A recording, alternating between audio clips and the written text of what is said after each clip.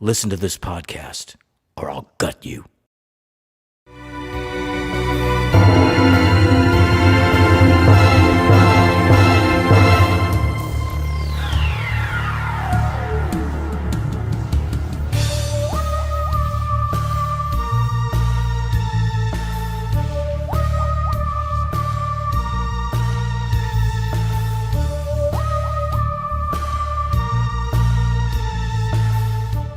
Welcome back, Horror Hounds, to Ghostman and Rivera's Horror Show podcast. I'm Mike Ghostman Pickle. And I'm James Rivera. Today we have Will Walker on the podcast, returning guest Will Walker. He is a good YouTuber and film reviewer. We've been friends with him for a while and we follow him a lot. The last time we had him on this podcast was for a breakdown of the Halloween franchise. And we are bringing him back today to discuss the Fear Street franchise with us. How are you doing today, Will? I'm doing great. I just rewatched Fear Street last night to prepare for this. I'm excited to talk about them. How's your day going, Michael? Pretty good. I've just been hella busy all week. I finished up the new pitch deck for the feature that we're working on. Trying to refinance my house, and then the guy refinancing my house got COVID. He's on a ventilator, so I don't know what's going on. Wow. Sorry to hear about that. Yeah, so today, this is my birthday weekend, so if you're hearing this by the time this happens, my birthday will be playing out. So I'm excited today. Happy birthday, James. Thank you. Happy birthday, James. So we're going to get started talking about the Fear Street movies, a brand new trilogy of horror films from Netflix that had been very popular lately and have been making the rounds on social media. And each one of them has been in like Netflix, the top 10 most streamed things. I think one of them even hit number 1 at some point during the week. But these films have been pretty popular and stirring a lot of discussion in the horror community lately. Yeah, and the first one is Fear Street 1994. All three, the whole trilogy was written and directed by Lee Janiak.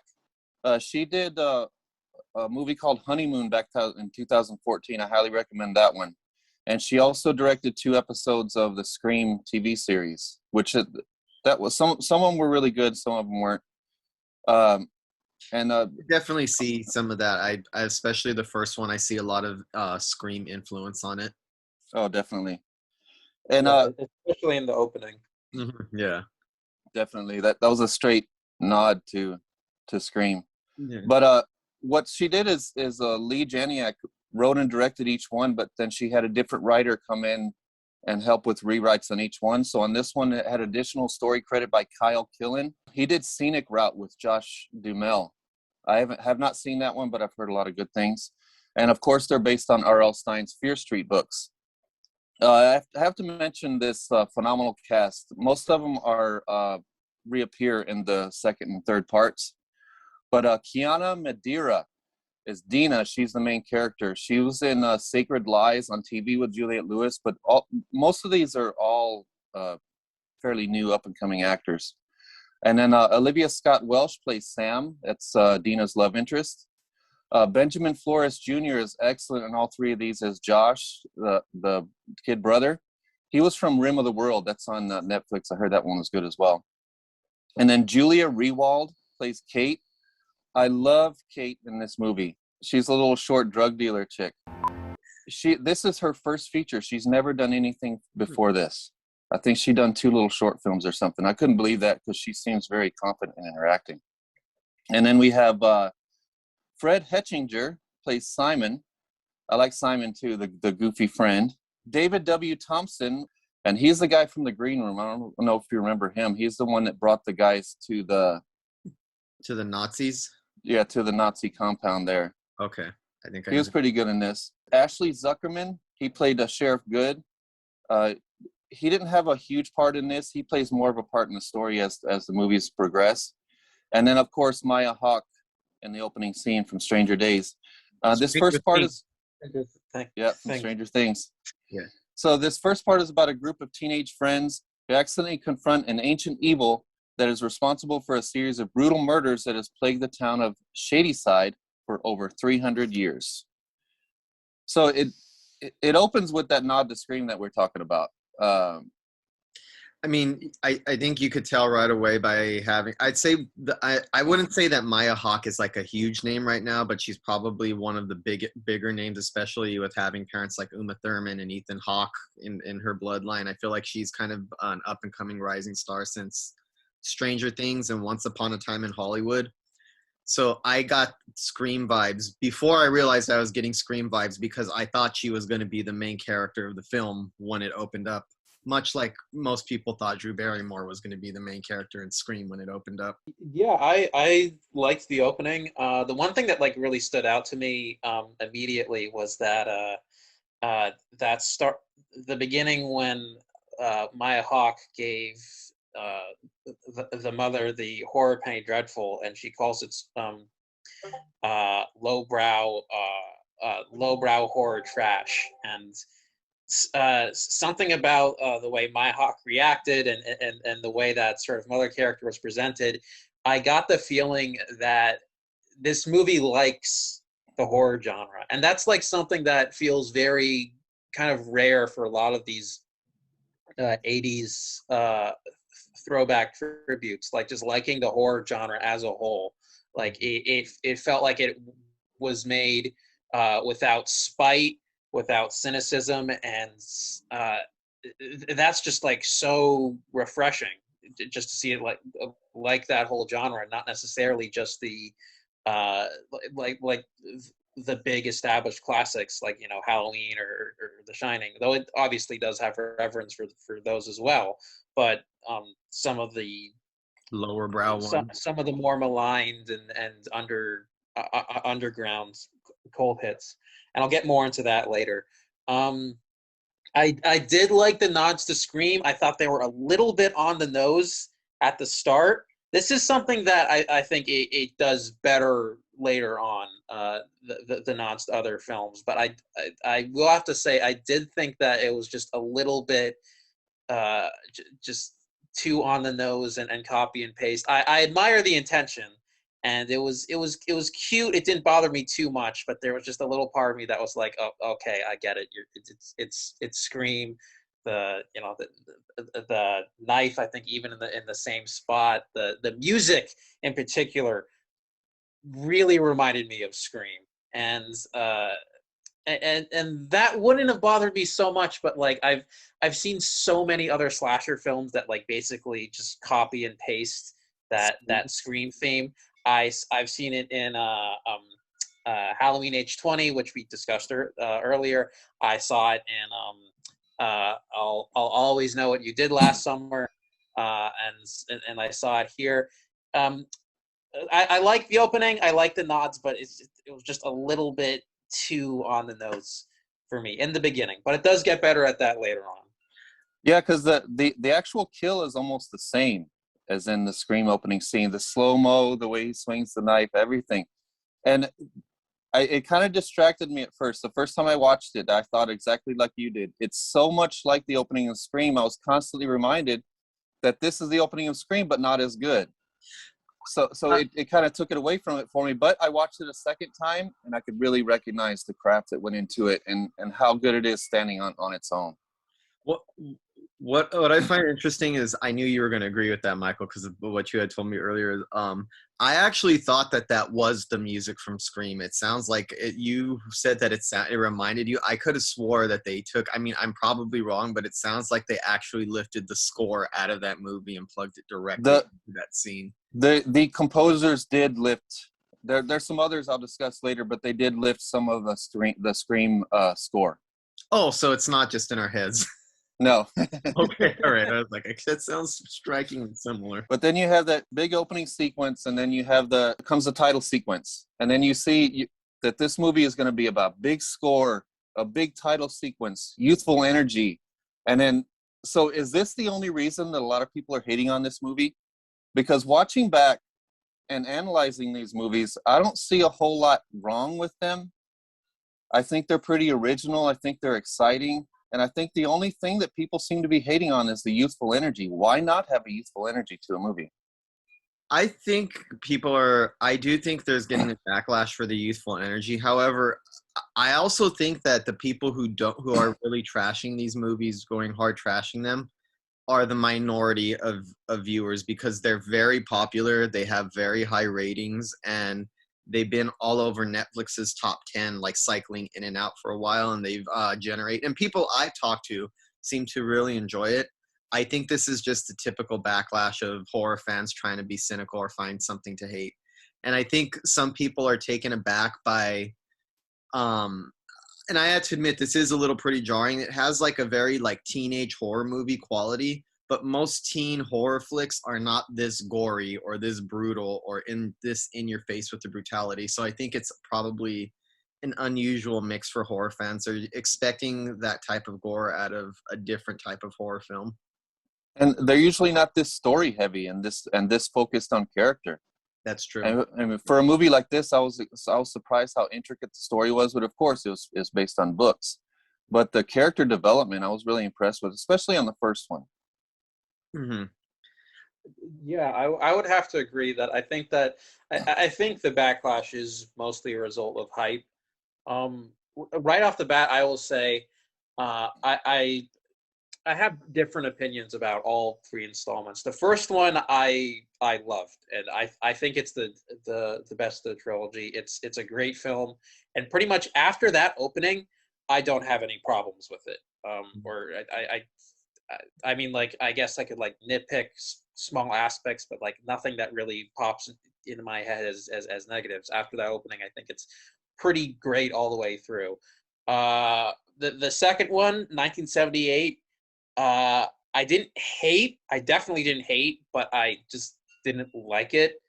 I didn't like it whenever it was like focused on the story. I think the slasher horror elements were pretty fun, but I just couldn't find myself getting that invested in it. The third one I think is really good, but I do have some issues with it that I didn't have with part one. But overall, I would say it's definitely a good trilogy.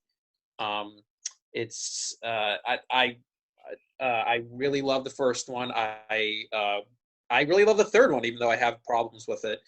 And I do think that a lot of the backlash is because of just how hyped it was, rather than any major problems that the trilogy has as a whole. For me, Yeah. I thought this was a really fun movie. I actually didn't mind the obvious nod to Scream right at the beginning, like you guys did, because I kind of figured it was going to be something like that. It kind of made me smile. I think it has this type of zippy energy to it that it's hard to ever get bored with it at any point in time. I think the relationships between the characters are really well defined. I like the depiction of a lesbian relationship, especially taking place in the 90s. I've heard a lot of like especially in LGBTQ sites like writing about this film, how people were not that open about their queerness in the 90s, and that's kind of a fantasy element of it.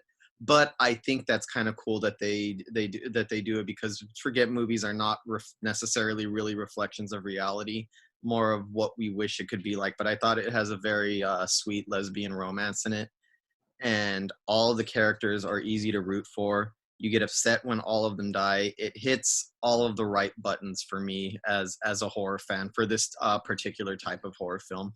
I don't understand a lot of the complaints, but like I said, I do think that it comes from the youthfulness of the movie and the zippy energy. And it seems to be, and I love what I don't know, what you call elevated horror. I love all that, but this seems to be something of a rebuke to that. Let's take it back to like something a little bit more fun, something that the entire audience can be in on. Yeah, and one thing I knew that we would get when it was 1994, I knew we were going to get a heavily 90s soundtrack. But that's another one of the inconsistencies. Most of these songs were made after 94. I think some of them were 96, 97, 98. But it still had the 90s vibe. So right off the bat, you got Nine Inch Nails Closer, and then it kind of goes into Garbage, Happy When It Rains. And then there's a Bush song, and then there's that Sophie B. Hawkins song I love a lot. Damn, I Wish I Was Your Lover. And some people have complained about the rapid succession of the songs, but I think it to me it felt like you're kind of going through the radio station and tuning into the different stations of the town. because you're kind of floating through the school, and then there's this group of people and there's this character, and then it changes from song to song. I think it's letting you get to know the nostalgia of the time, but also letting you get to know the town and the characters in it. Mm-hmm. I actually noticed that too. As a big fan of 90s music, it was occurring to me. I was like, when I heard Portishead, I'm like, this album didn't come out until 96, until 2 years after. And I also remember what I had mentioned earlier with how people were not that open about being lesbian or being gay back then. I think this is more of an idealized version of the 90s, not necessarily the 90s as it was, but the 90s as we wished it could have been. So I kind of take that with a little grain of salt. So that's my interpretation of why there's music after. And I'm pretty sure, I highly doubt that when they were putting together the soundtrack that they were not aware that these songs, a lot of the music came out after 1994. I'm pretty sure a lot of them they were aware when they were making that movie. So it seems more like a intentional decision. I just feel blessed that we have like a mainstream 2021 movie that has industrial metal on the soundtrack. That is like a complete blessing right there, because I never thought that we were going to get that. Like, rock and metal doesn't necessarily play on the radio. I think soundtracks in general kind of avoid it because they sort of view it as like outdated, and even just with a recent example, the Craft Legacy, like the soundtrack for that like went a lot more kind of like poppy and just sort of like soft rock, I think, just because it sort of viewed industrial metal and new metal and gothic metal as sort of outdated. And Fear Street really embraced that. It almost makes me wish that this got more of a wide release theatrically, which I believe was the original plan. I think that 20th Century Fox was originally planning on releasing this, but then obviously Disney bought Fox, and I guess that they didn't want them releasing a gory horror film like this, and so it kind of sat in limbo rights-wise, and Netflix bought them up, which I'm glad they did. I'm glad that this got released, but it really feels like a theatrical cinematic movie. The production values are fantastic. The direction is absolutely gorgeous. I always love when we have like a horror film like this that really has this just vibrant, colored lighting. It kind of brings me back to what I said in that Halloween retrospective.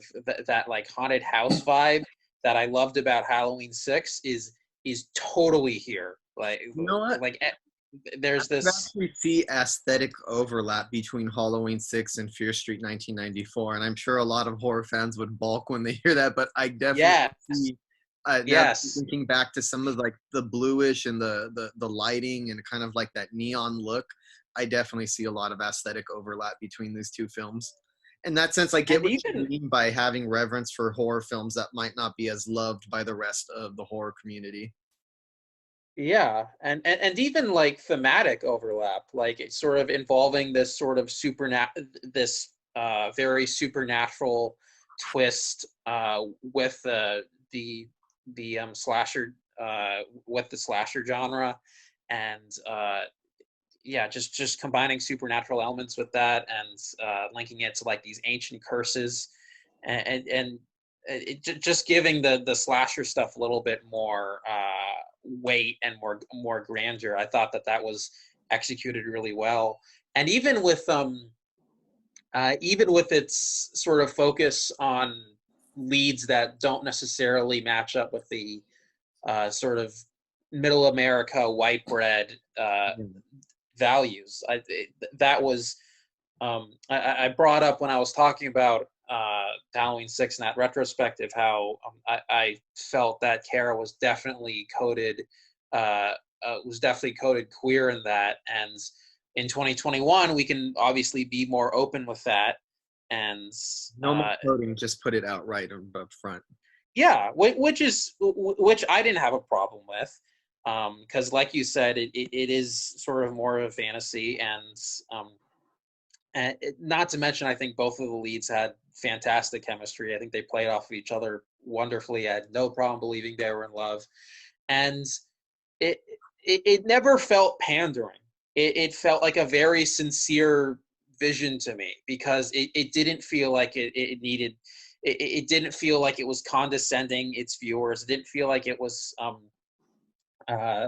like it was only calling back and fitting into this like narrow box of what a horror movie should be, and what horror movies to be irreverent to. It's very much its own film, and and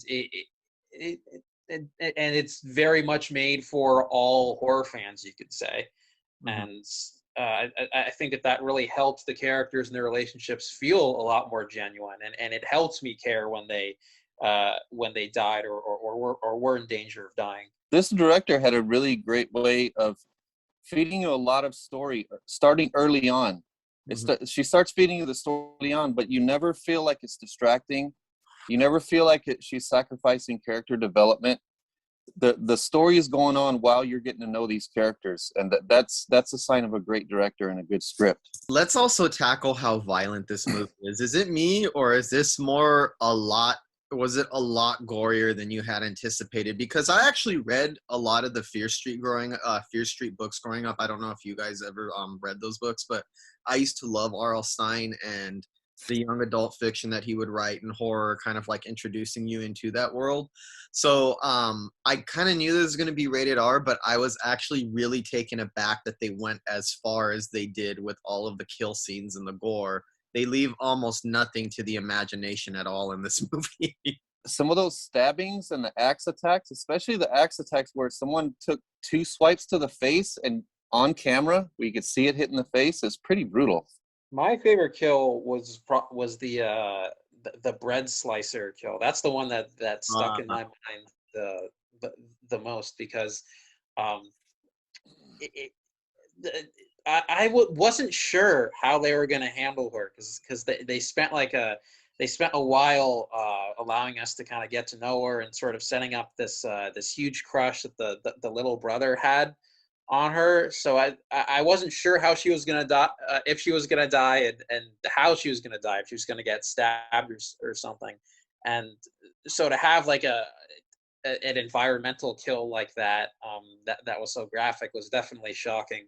And I should say that I definitely do prefer environmental kills over weapon ones. I feel like you have to like be a little bit more creative with that, and I think that it's a great way of taking advantage of the setting. So that was probably my favorite kill in the movie. Um, one film that it's not necessarily a direct callback to, but one that this one really reminded me in terms of just aesthetic and tone and overall feel, actually, was Freddy versus Jason. I feel just with just with how edgy the characters kind of speak, and the soundtrack, and just how insanely violent it was. Like if you were like surfing through channels and you stopped on it, you just go, oh God. It has this kind of like teenage pubescent edge to it that I associate with that movie a lot, and I think that it definitely helped that, because that was one of my first like introductions to like the slasher genre and the horror genre as a kid. That came out in 2003, so that was that was kind of like one of my gateways into the genre. So to kind of see that again, and be much more celebrated widely, it was a really fun experience, I think. You mentioned that bread slicer kill. That's definitely my favorite kill of the whole thing, and it's the kill that hurts the most. It's the kill that I felt the most. There was another kill like that at the end of 1978 that really makes you feel something for the characters, but still not as much as that bread slicer. I wanted to see that girl survive to the end. I wanted to see what else she was going to do in the story. And then when that happened, and just the way it happened and the way it was filmed, it was extra brutal. You really feel for the character. And by the way, the director insisted on that kill, because the art department came to her and they said, we do not want to do this kill because there's no way that a human skull would go through a bread slicer. So she brought in a watermelon and put it through the bread slicer, because they said, oh, there's no way it's going to cut through that watermelon. They said, if it cuts through that watermelon, we'll do it. So it cut right through the watermelon, and everybody cheered, and they did the kill. And it was excellent. I don't think she should have had to go so far as to prove herself with the damn watermelon. It's a movie. A lot of right? It's like, yeah, like we mentioned earlier, a lot of this, I mean, my comeback would have been a head wouldn't go through a head slicer. Yeah, and 1996 songs wouldn't be playing in 1994 either. That's why they call it a damn movie. And like zombie killers wouldn't be like manifesting in puddles out of the ground. Yeah, but that's fucking awesome, and so's this. Yeah, I don't understand that kind of adherence to reality. I'm like, it's a horror movie. You're supposed to have fun. And that's another thing. I think that's above all what this is a fun movie. It's I as a 90s kid, I grew up in the 90s. I was born in 1990. So I grew up watching horror movies and absorbing them as a kid. This is something I would have loved to have seen as a kid in the 90s. It has everything that I would have liked to have seen. Plus it has a more young, youthful edge. I also think it's like we're talking about gateway horror. I feel like for a lot of young people who are easing themselves into the horror genre, especially the newer generation, the Fear Street trilogy, I think, would be a good entry for a lot of young horror fans into the genre, because it has all of the youthful elements, but it has also a lot of the brutality that you could expect is going to happen when you start plumbing into a genre like horror. So it has like kind of feet in both worlds at the same time.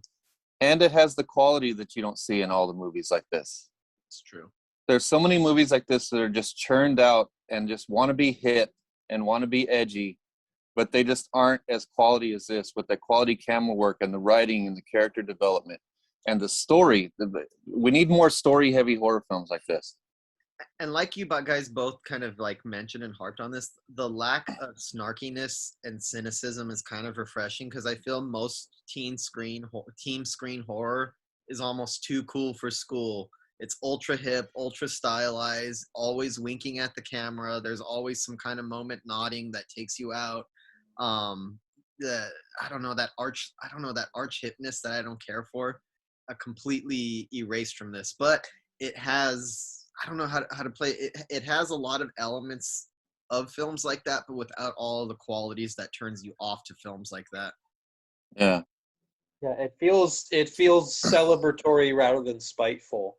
Mm-hmm. Is the best way that I can summarize it, and that's a huge reason why I loved it so much. Mm-hmm. And I love the killers too, because it makes you think it's going to be about, your standard skull mask killer, and I would have been fine with that. But then you get this variety of killers. It's not just a variety of killers. Each one of them has their own backstory, like the Ruby killer that sings when she arrives. And then some of the killers are introduced later on. You see the backstory later on. Some of them are just told through exposition. But that brings me to another thing: the excellent exposition in this, because an exposition dump can be so cliche. It can be so tiresome in a horror film, but it's done to perfection here almost every time.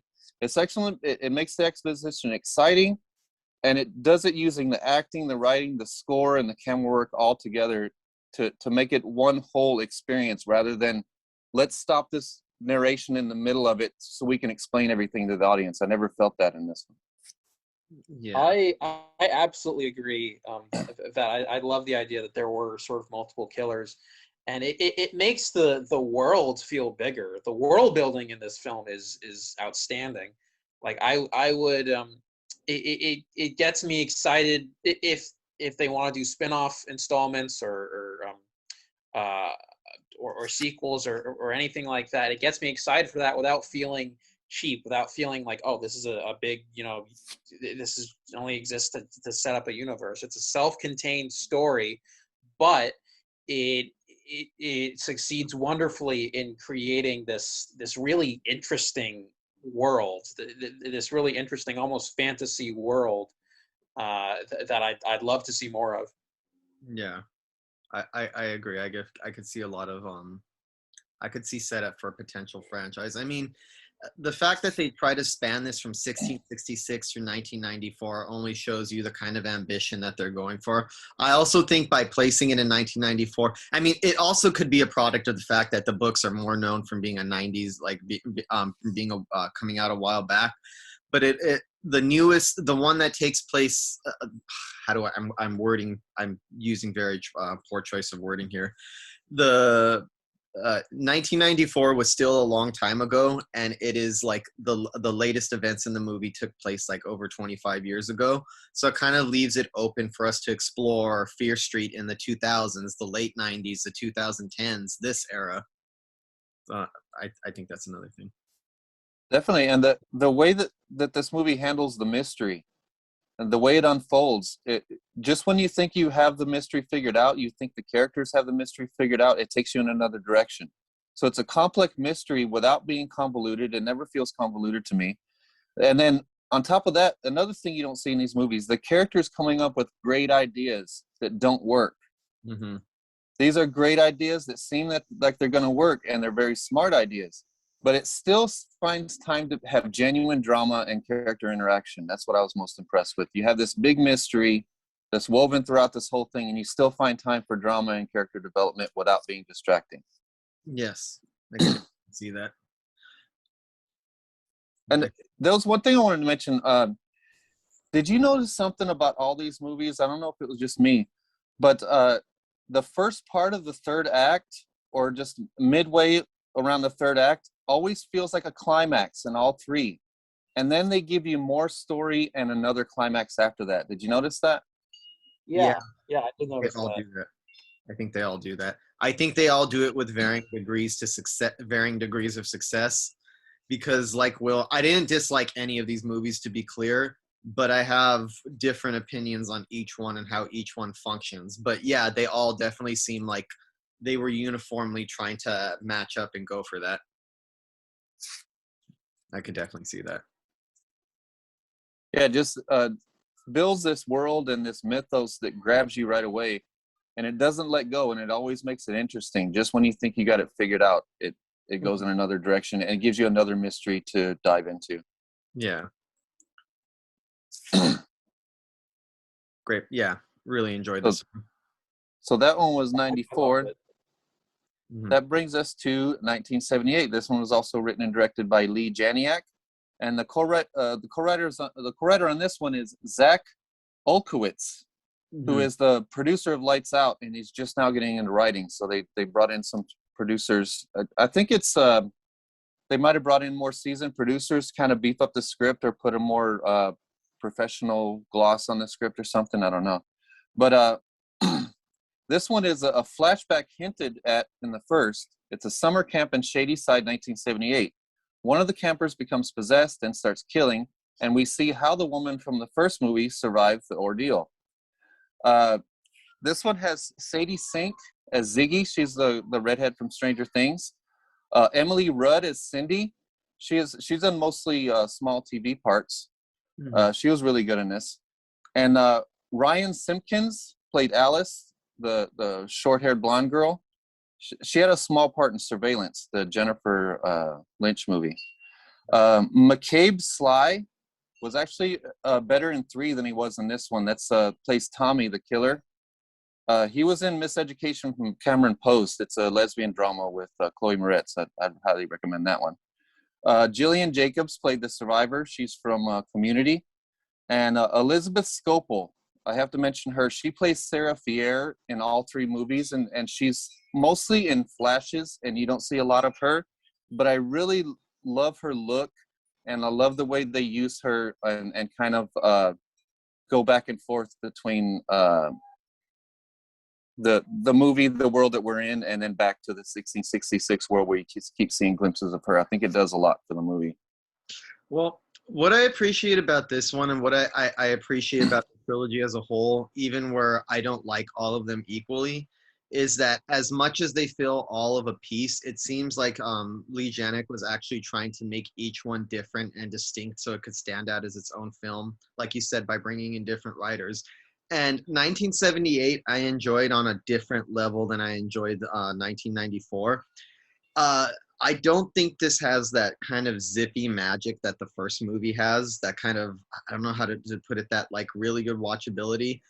I like the characters in here, but they don't seem to be really as well defined as they are in the first one. I enjoyed this more on the level of it being a typical slasher movie. And I think its ambitions are a little bit more of a throwback to slasher films, of course, by setting it in a summer camp. We've seen that scenario played out a million times before. And I think on that level, it's an effective slasher film.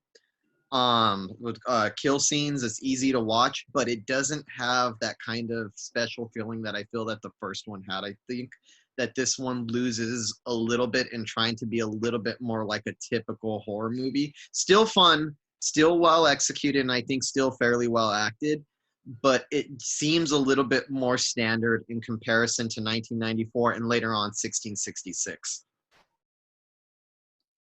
Yeah, uh, I wish I liked this one more because I love the first one and I Mm-hmm. love the third one, but this one just did not do it for me. I didn't hate it because I think that the slasher elements, the like the kills, the chase scenes, the killer himself, those are all enjoyable and very entertaining. I gotta be honest, I did not like the characters at all, and especially the main character in this was so just mean spirited and just so nasty and just such a brat, frankly. And I get that they were trying to do it for, oh, she has this tragic backstory back home with her parents, but it was not enough. Like I just wanted to just shake her and be like, just stop being obnoxious. And I just I really had trouble caring about almost anyone in this film. Um, I think that I think the performances also take a fairly big hit here. I don't think that it's necessarily the fault of the actors, because a lot of them returned for part three, and I think they're much better in that. But the character, I think that the script doesn't give them a lot to work with here. I think that they don't get a lot of meat to chew on in terms of the writing. Uh, this one was it was hard to get through after the soaring heights of the first one. I don't think this one really met it that well. I didn't think it was that funny when it was trying to be funny.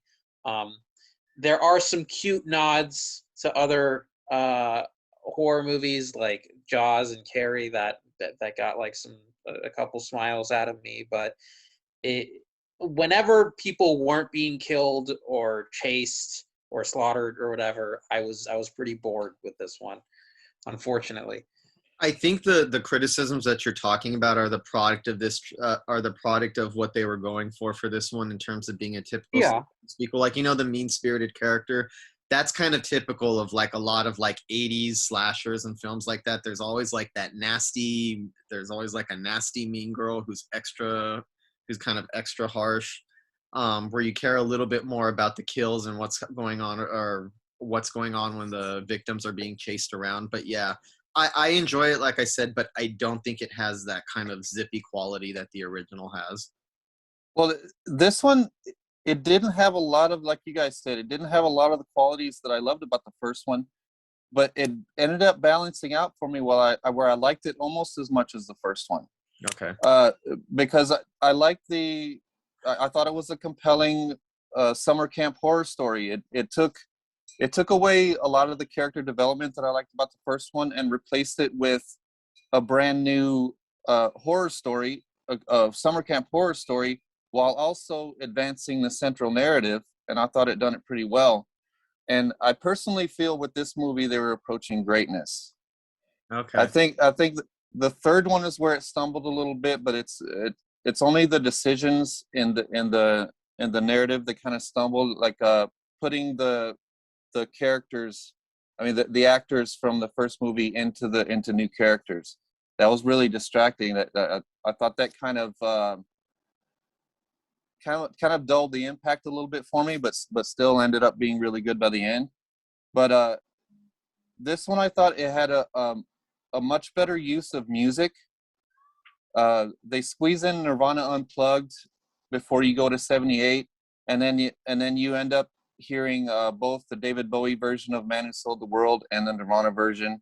And then there's a really good Cat Stevens song in there, Cherry Bomb by the Runaways. I love any movie that puts Cherry Bomb by the Runaways in it. Velvet Underground, that's another one they do. They do two versions of Sweet Jane, one by Velvet Underground, the other by Cowboy Junkies in the 90s. So I like that. I like that Sheriff Good is becoming more of a part of it. And then this is when we start seeing ties to the other killers and more hints at the witch's curse. Mm-hmm. So because of all that, it kind of balanced out for me. Like I see a lot of the complaints, and yes, it didn't have a lot of what I loved about the first, but it balanced it out. Like with it had a few sex scenes and stuff, which the other one didn't have that much of. So yeah, which is product of being more like a slasher movie. Well, I'm not as big of a fan of it. I do agree that it does find a way to kind of advance the narrative and the story and kind of make the universe feel bigger. Even if I don't enjoy it as much, it does kind of set things up for the third one for 1666, where I think that 1666 might be a little bit less impactful had they not done this one first. So I appreciate it more as like a piece of the trilogy, but it's probably my least favorite of the three. It's the one, and like I said, it's the reason it's my least favorite three is because I think it has the least original elements out of all three. I think between all of them, it has the ones that kind of took me off guard. It felt the most predictable. I wouldn't say it was predictable the whole way through, but it just felt a little bit more like going through the steps of what you'd expect out of a summer camp slasher and a horror. And again, I have no problem with that. I enjoy that too. But it did not, that's why it felt like a little bit of a letdown. It didn't have that air of unpredictability of something new, of something fresh being played out before my eyes. But this one had the 2 axe chops to the face, though. Yeah, it did. Oh, yeah. None of my complaints about 1978 are related to the gore or the slasher elements. All the kills that what you're talking about was actually pretty fucking awesome, Michael. I could not disagree with you about that. If you just the kills are fantastic. Oh, yeah. You just boil it down to the kill scenes and the gore and the slasher elements. Yeah, a lot of it really kicks ass. And again, I'm only complaining in comparison to the first one, so I can't disagree with you there. Yeah, and this one had another group of characters with very good ideas on how to stop this thing. And now we have no idea if they will work because we've seen them not work before. So no matter how great these plans seem, it's unpredictable whether they're going to work or not. So we and the characters are both surprised when they don't. And it also has a nice decapitation, and it has more that big throbbing membrane. What the hell was that? Yeah, that was cool too. There were some great practical effects. I will definitely say that. Yeah. That's one thing I hope a lot of modern horror films take away from this is because I mean, despite some of the backlash, I really think that these are very popular and are generally well received by the public. And I say everybody I talk to seems to love them. I hope it points to the future of more practical effects usage in modern horror. So that's one thing I hope this does influence in a positive way.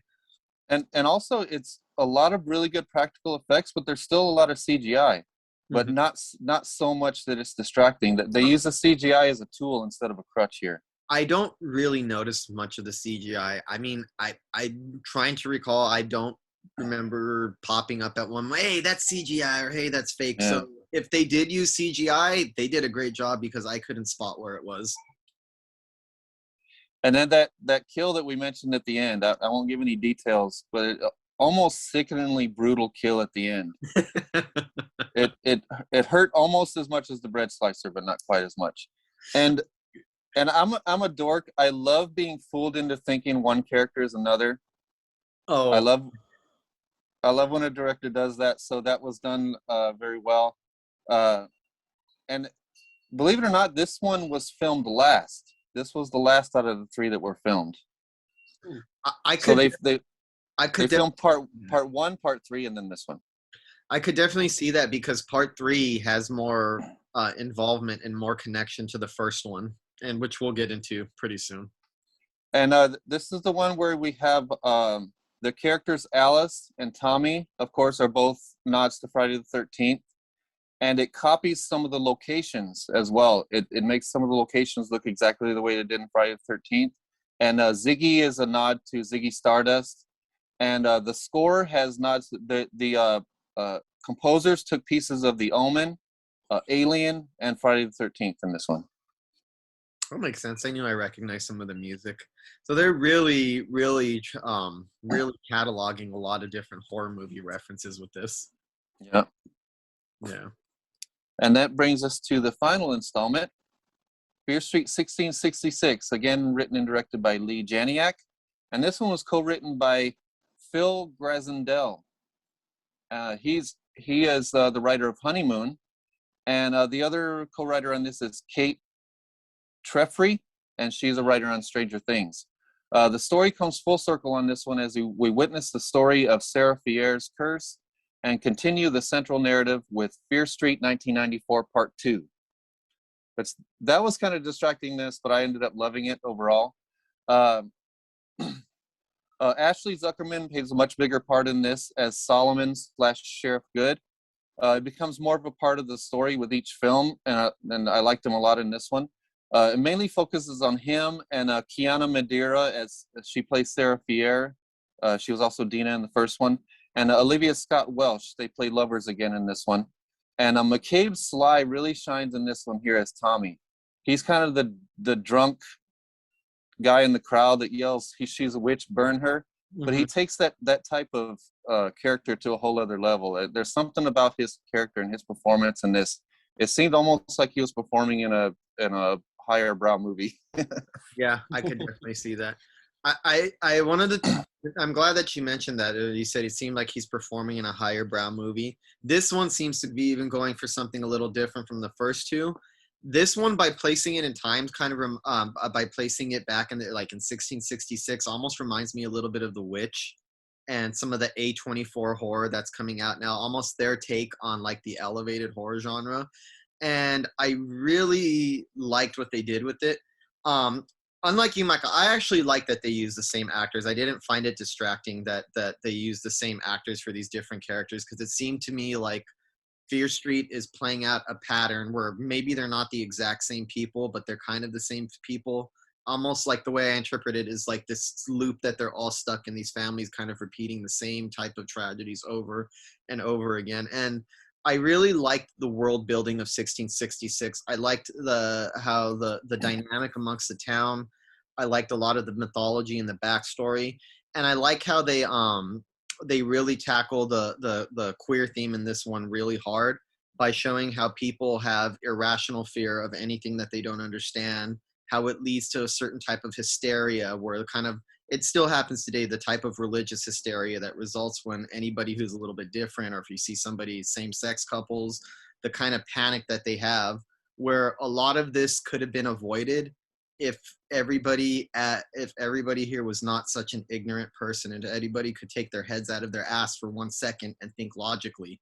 But they're always all so fired up and so fearful. And I think that a lot of the moments where where the parents are expressing like disappointment and fear that the idea that they brought the devil in, or that you let us down because obviously she's attracted to another girl, are very compelling and interesting. And I think it really tackled queer themes in a very old type of setting, which you don't really see very much in films that take place in that era. And I liked all of that. The whole 16:6 part of the movie, I really enjoyed. It definitely has a completely different feel from the first two movies, but I appreciated all the dynamics and the characters and the romance and all of that. I dug it. Well, the behavior and the ignorance of the town is what makes it easier for this evil to creep in so easily and so unseen, because they're so busy pointing fingers at the wrong direction that evil can stand over here in the corner and make their little plan, and everybody's oblivious of it. You brought up the A24, how it felt like the A24 horror movies. To me, it actually felt a little bit more like a Hammer horror movie. Okay.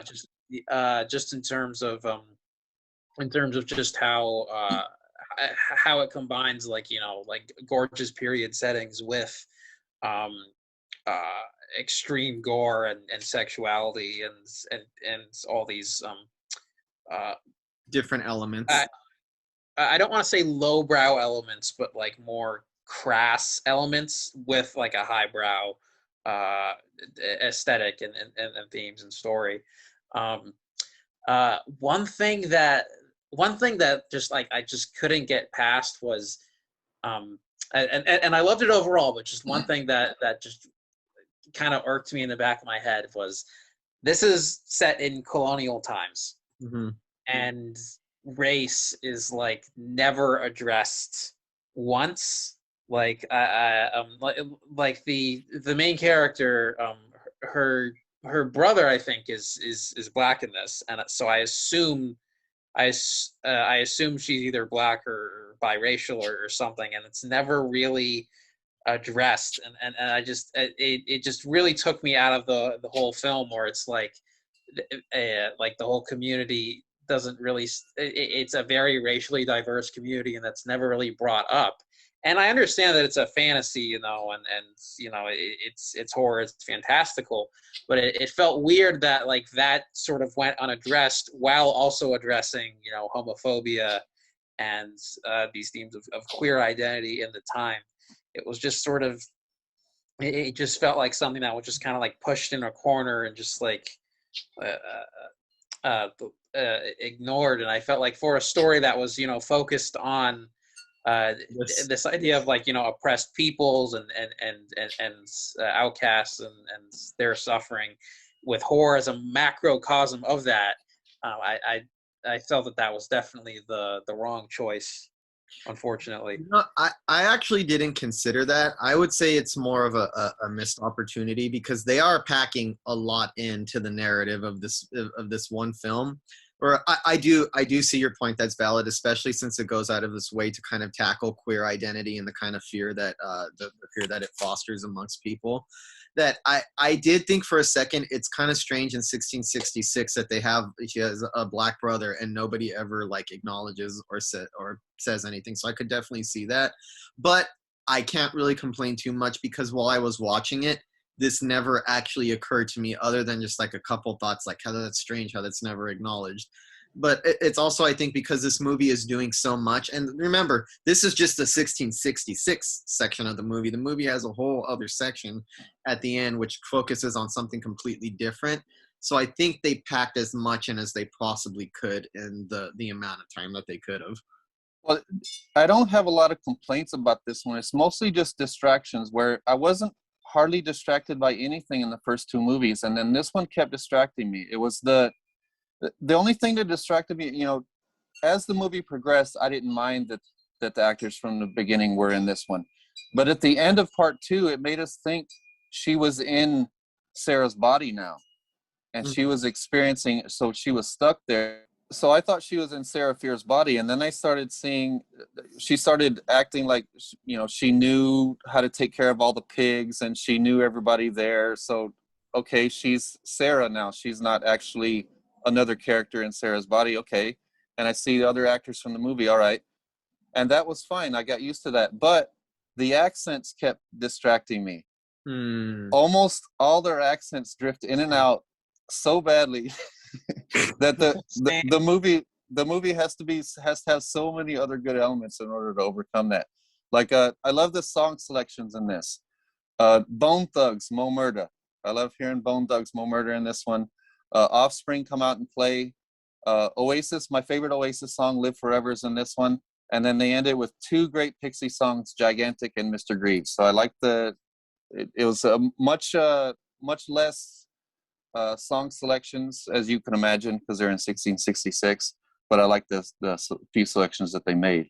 But yeah, the accents drift in and out. And then I noticed something because of The Witch. You mentioned The Witch. Because of The Witch, and I watched the behind the scenes on that, and it got so ingrained in my head that when these scholars and stuff and these watch these movies and they get so distracted by the wood and they see those big saw marks in the wood and they didn't have saw blades back then, and I saw saw blade marks everywhere. It was driving me crazy at first. So with regards to that, I can understand. And like, look, The Witch is one of those movies that's really authentic. They really go for, I mean, in terms of the language, in terms of the clothing, in terms of the way that the buildings look, and the way that everything is put together. I'm not going to say that this is obviously on the level of The Witch in terms of authenticity. But at the same time, I don't think this is going for the elevated horror thing that a lot of A24 goes for. So it didn't bother me as much. Though I do. Yeah, it's more Hammer, like I said. Yeah. I could definitely see the accents drifting out in and out being a distraction.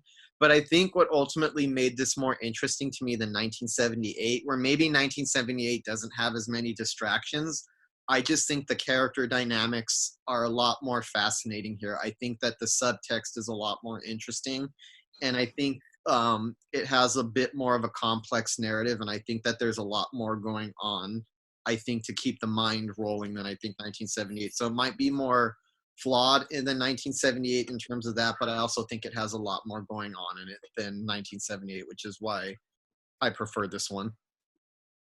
Well, one thing I like about this one is we think we're getting a flashback / origin story. Mm-hmm. And I thought it was just going to rehash what we've already heard in the first two movies. And I thought it was just going to show us a visual representation of that. And I was okay with that, but it didn't interest me as much as the other movies did. But then it turns itself on its head. But what we get is another mystery and a very satisfying twist. And I thought the characters were more interesting in this one than in the second one. But that plot point with the lesbian relationship was repeated from the first. And But I mean, but it was explored thematically. I think it kind of has to, like, it's explored in the first in terms of 1994, but by going back and giving it more context in terms of the fear, I think it makes the overall narrative of their relationship a little bit richer in terms of how time has progressed. It's repeated, but it's still very interesting, and it does add a new layer to the story, and it is one of the elements that brings it full circle. It just distracted me at first. Oh, this is a repeated narrative from the first, but it ended up being a very important part of the central narrative. Yeah, and a nice oral sex scene too. of course. Nice titillation. I will say, as much as I like the romance in the first movie, I liked it a little bit more. I liked it a little bit more here in this period piece. I felt like there was a lot more sexual tension, and I think the choices that these characters made were much harder, especially the witch. I think that the sacrifice she makes at the end really got me emotionally, and I think that's like one of the things that I loved most about this one. I think it's the one that definitely invested me the most emotionally, and I think the human moments here, they're very tender, and they work very well. And the fact that it was able to sort of combine those with sort of those sort of more grotesque lowbrow moments, it really helped the film. It helped the film feel like its own vision. It helped the film have this kind of just weird kind of nightmare aesthetic where it can reach those kind of really touching moments while still keeping this kind of gross, nasty aesthetic in terms of the gore and the violence and everything. Yeah. And speaking of that, how awesome were the scenes with the pastor and the children? Oh my God. I actually forgot. I'm glad that you brought that up. I actually thought that was the most disturbing moment in the entire trilogy, even though I think I probably liked the first one a little bit more just as a whole. It's what got under my skin the most is, and let's not ruin it for the audience, but like the pastor and the children and the way they look and the parents' reaction and the horror. And then one of them is I mean, because it's the actor, you kind of connected to a certain character that you view them as being dead at that. You know what I mean, right? Yeah. Even though the actors are playing different characters, your emotional attachment to them comes from the characters that they played in the other movie. So seeing things happen to them were a little bit disturbing, but that sequence was I think, the most disturbing bit of horror in the trilogy. I agree. And Yeah, by the way, that set looked awesome too. Like the way the set looked and the pulpit and yeah. everything looked really cool. And the camera work was really cool, and the score, everything was great about that scene. Yeah, that was I'm glad, I can't believe I forgot, but yeah, that's probably the most effective moment of horror in the trilogy for me. The one that really made me feel grab. And as disturbing as that moment was, that's how funny another moment was with Tommy. When Tommy runs up in the middle of the crowd and he starts saying that they witched him and they gave him a boner. I laughed about that. I laughed about that. I had to stop the movie. I was laughing so hard. Okay, do you think it's funny Yeah. because it's campy, or do you think it's funny because it's so absurd and these people are that ignorant and they're actually like taking this shit seriously? Like, he Yeah, had a boner. the absurdity of it and how much he committed to it, and then how much the crowd, their reaction to it, their gasps. Yeah, They gave him a boner. I think it was kind of both, and that's sort of what I was talking about earlier. Is that like, I like that this film can have sort of like lowbrow, almost kind of like bathroom humor, sort of like that, and still really invest me and get me to care about these characters and get me to sort of like tear up when it wants me to tear up. I think that's. I always love when movies can do that, combine these two just like vastly different sides of the spectrum, highbrow and lowbrow, and really make something unique and its own vision. I really did enjoy this. yeah. Yeah. And has a gnarly head rip too. Somebody's head gets ripped off. I think that's even better than a decapitation when you see them pulling all the membranes and veins out as they pull the head off. That's awesome. It was very it reminded me a lot of Hatchet, actually. Yeah. Like the similar head rip scene in Hatchet, only there was only like half a head. Whether that's better or worse, I guess that's up to you. That's what I love about. That's another thing that I love about these movies is those moments like that. It's so character and so story driven, and there's a lot of emotion going on here. And these types of horror films, I'm not used to seeing Hatchet level gore intrude on horror of this nature. So it's such an odd combination that you really wouldn't think would work, but manages to work. And in fact, it's surprised that you don't see that combination in horror movies a little bit more. Yeah. And that brings us in the movie when it becomes a different movie. It comes up on the screen, big title, Fear Street, 1994, Part 2. Can I admit I had a little bit of an eye roll at that moment. I was like, oh my God, like it just felt slightly gimmicky. It ended up being satisfying, don't get me wrong, but it just felt like a gimmick. Fear Street 1994, we're out of this movie, we're back to that. And it started to take on, for a second, I was like, is this going to be like, I don't know, too much qualities of television instead of film? Transition bugged me, and I felt that a little jarring at first. Also because there was so much movie left at that point, I was like, I was really invested in the 1666 stuff, and I kind of like had pushed the 90s to the back of my head by the time, so it just felt jarring at first. Ultimately, it ended up being satisfying, but that was the moment that most took me out of the series in the trilogy. That's kind of what this movie was for me. Like, oh, just distraction. Oh, redeem itself. Distraction. Redeem itself. Okay.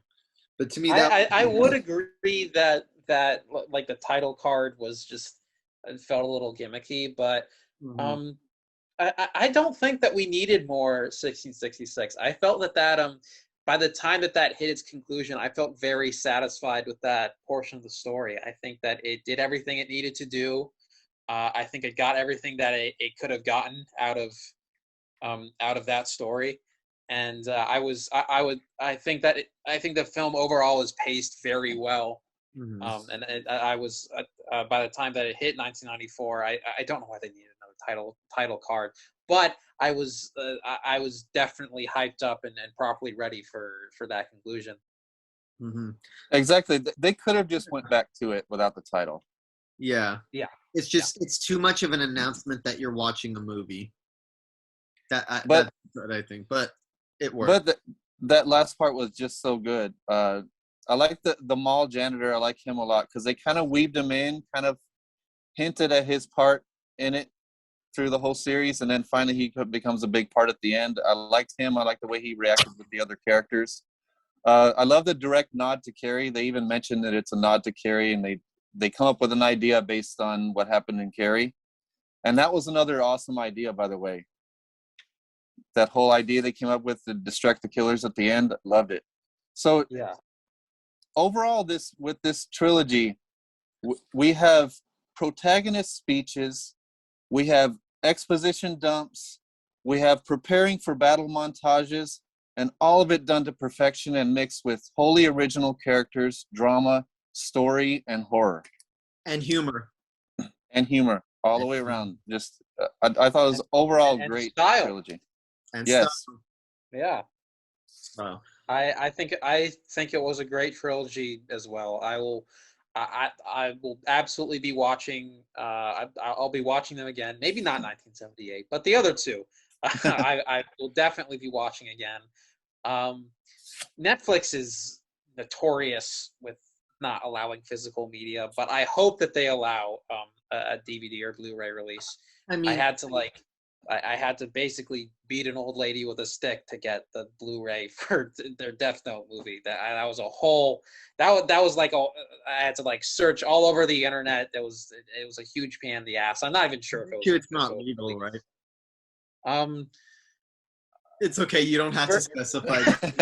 for purposes of the video, yes, it was legal. Because I've actually been, I'm a big physical media collector, so I've been familiarizing myself with some of the bootleg places where like a lot of movies that I've been trying to get on Blu-ray, they don't have, like True Lies and like the original Star Wars trilogy as it originally was is available on bootleg Blu-rays that you could buy, good quality, without all of the CGI enhancements that Lucas threw on later.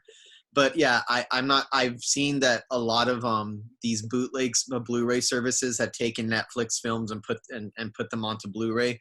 But there is a little bit of hope that they might not be so strict because they did sign a deal with Criterion.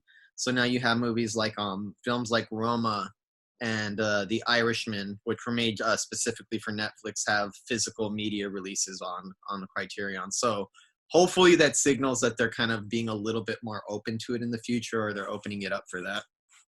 Yeah, I would love that because this this definitely feels like something that like I'd love owning on DVD or a box set or something. I enjoyed it immensely. I still wish that we got it in theaters. I don't know if like maybe they could like re-release it like for an anniversary or something later on, like a limited engagement, but it feels like something that should be seen on the big screen, and that's a big compliment for me because like that's definitely where I prefer to watch movies, and it's a very cinematic experience. Yeah, I would have loved to see this trilogy on the big screen. Mm-hmm. I think it was well deserving of it. I love that we have a female writer director that's given such a huge project like this, a trilogy with a decent budget. I mean, let's face it, these had a nice gloss to them. Mm-hmm. And I have to give a shout out to the two things that really stood out to me on this: the makeup effects and the camera work. The makeup effects designer on all three was Christopher Allen Nelson. This man has worked on everything from Batman Returns, Warlock Armageddon, Return of the Living Dead 3, The Dark Half, Night of the Demons 2, The Dentist, Bad Moon, Magnolia, X-Men, Unbreakable, Identity, Kill Bill, the Kill Bill movies, Sin City, Hostel, Mad Men, Honeymoon, From Dusk Till Dawn the series, which has phenomenal makeup, The Walking Dead, and Halloween 2018. Excellent makeup designer. Oh hell yeah, that's a really, really impressive resume right there, I gotta say. Definitely, especially Return of the Living Dead 3. Like I love the makeup. Yeah, and that's less than half of his credits. And cinematographer was Caleb Heyman. He did Stranger Things and the Mortuary Collection. He's not as seasoned in the business as the makeup artist was, but both Stranger Things, Mortuary Collection, and these three movies are all gorgeous. He's gonna get more work after this. Definitely. Definitely. Oh yeah, that's pretty cool, dude. Yeah. But yeah, it's a lot of great technical qualities in these movies, of course. I And still I think think aesthetically my favorite is the first one, just the look of it and the colors that you were mentioning earlier, Will. That's probably Yeah. the one that looks the best to me. But they all have a nice gloss and a nice finish to it, and they all have their own distinct style. And I appreciate, even though I don't like them all equally, I appreciate that she went out of her way to try to give each one a completely different look from the last one.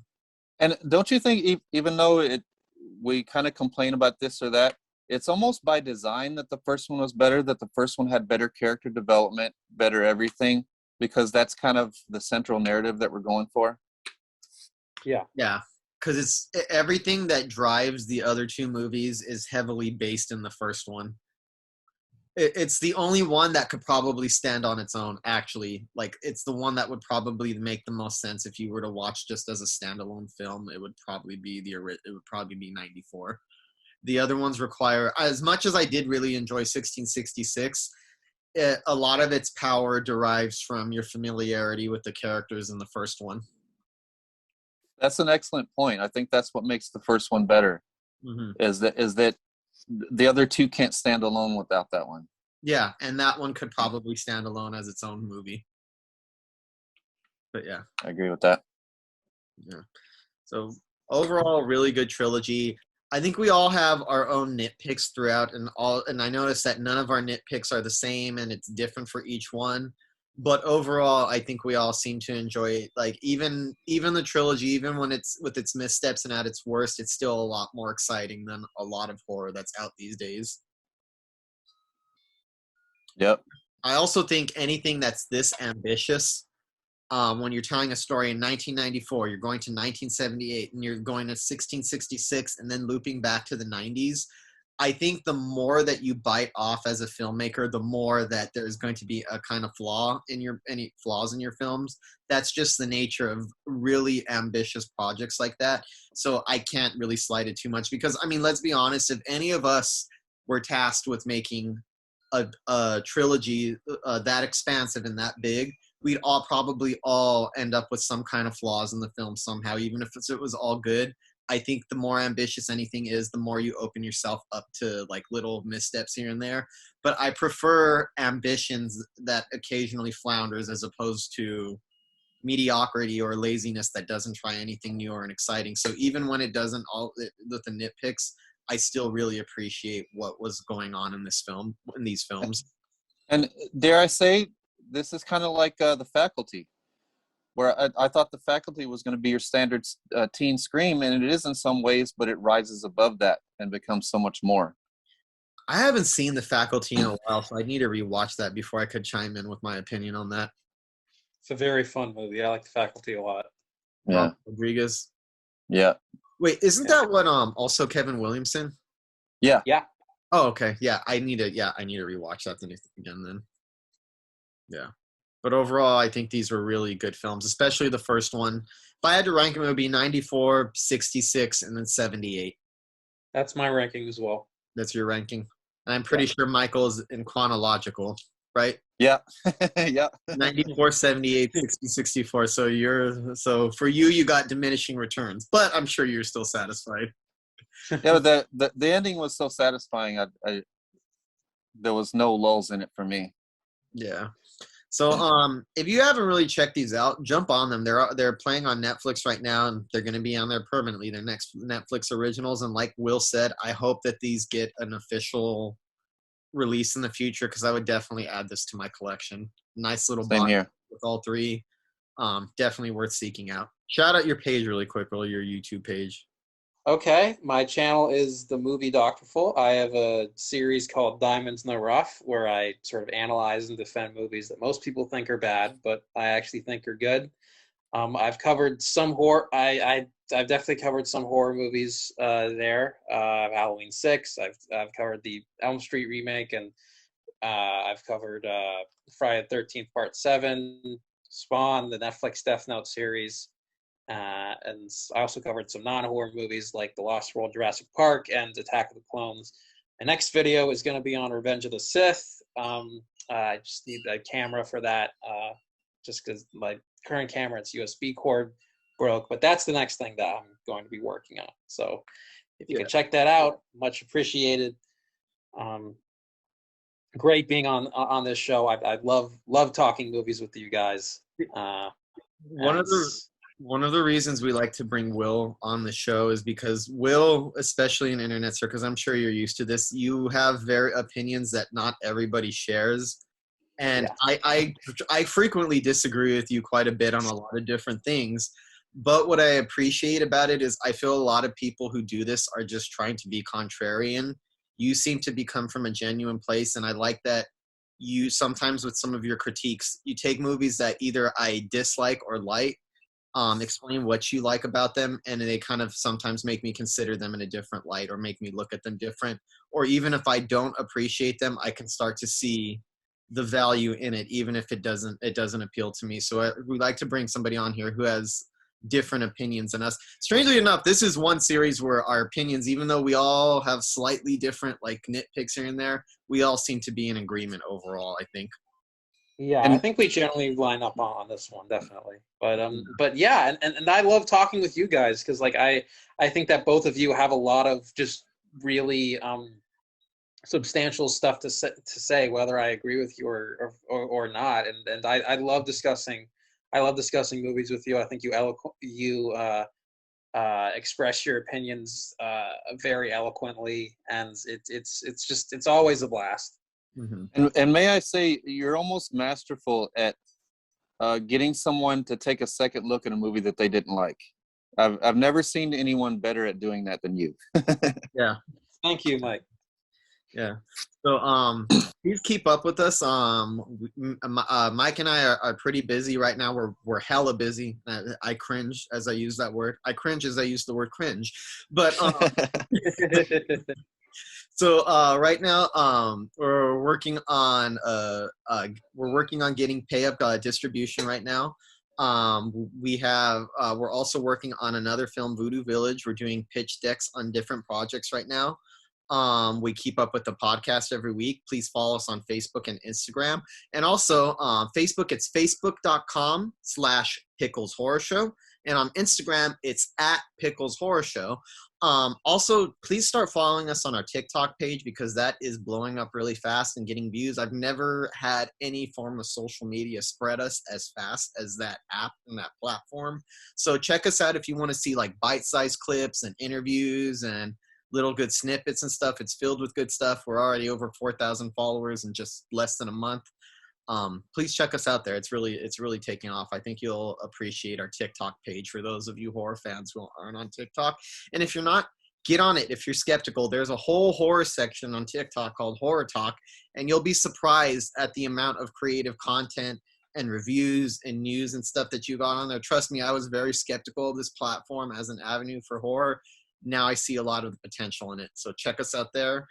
Keep up with us with the feature films, with everything that we're doing. We're busy as hell. Hella busy, as I said earlier. Anything to add, Michael? No, I think we're good. Just watch out for our feature films. We got the one we just finished the pitch deck on. It's being pitched to some pretty big companies. We're looking for a $2 to $4 million budget. We're going for a much lower budget with our crowdfunding campaign that we're starting for my trilogy, The Dead Place. So we're going to use that as a trilogy so the fans can kind of help bring it up, because it's going to start with a really low budget, go a little higher budget with part 2, and then 3 is going to be the one with the really. So I want it to be a fan-made, fan-curated film. Yes. So watch out for that. And we also have a death metal music video coming up pretty soon. Yes. So watch out for all that. Yep. Keep us. So thank you so much for tuning in. Till next week, folks. Happy horror. Happy horror.